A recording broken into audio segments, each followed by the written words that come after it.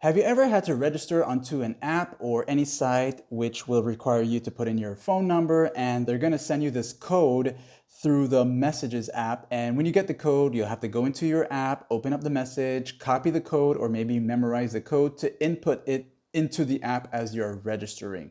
But sometimes, for some of us on certain Android phones, you'll find that the code will appear in the Messages app, and it also will automatically show up into the area in which you have to fill it in. And you're wondering how come it's not doing that anymore, or for that new phone, it's not showing up. So this is what it does. The SMS verification codes. This is a Poco phone with Android 15 Hyper OS. I'll show you where to go to turn this on, and let's get started. To find the SMS verification feature, you'll go into the quick access, and with HyperOS 2, you'll see the settings toggle right here.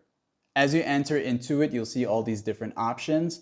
Then you will go down to where it says Google, or for some phones, it may be called Google Services, which is this one right here, okay? This one right there. Once you enter into it, you'll see Google Services. You'll also see your email address, which I put up the screen so you won't see mine.